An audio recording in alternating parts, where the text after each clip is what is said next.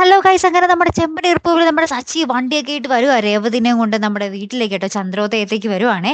അപ്പൊ തന്നെ നമ്മുടെ ചന്ദ്രമതി ഇങ്ങനെ പറയുന്നുണ്ട്, ഓ നിനക്ക് ഈ വാടക കാറൊക്കെ ഓടിച്ച് മതിയായില്ലേടാ, നിനക്ക് ഇതൊക്കെ പറ്റുള്ളൂ എന്നൊക്കെ പറയും. അപ്പൊ സച്ചി പറയുന്നുണ്ട്, ഇത് വാടക കാറൊന്നുമല്ല, ഇത് എന്റെ ഭാര്യ എനിക്ക് മേടിച്ചു തന്ന കാറാണ് എന്നൊക്കെ പറയുന്നുണ്ട്. എന്നിട്ട് സച്ചി നമ്മുടെ രേവതിനെ ചോർത്ത് നിർത്തിയിട്ടാട്ടോ പറയുന്നേ.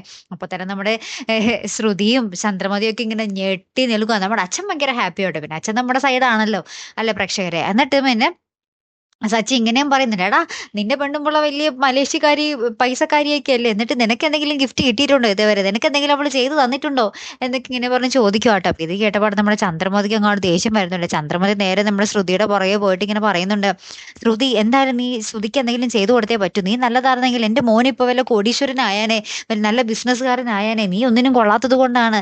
നീ എന്തായാലും നിന്റെ അങ്കിളിനെ എനിക്ക് വിളിച്ചു തന്നേ, അങ്കിളിനോട് എനിക്ക് കാര്യങ്ങൾ കുറച്ച് സംസാരിക്കാനുണ്ടെന്നൊക്കെ പറയുക കേട്ടോ.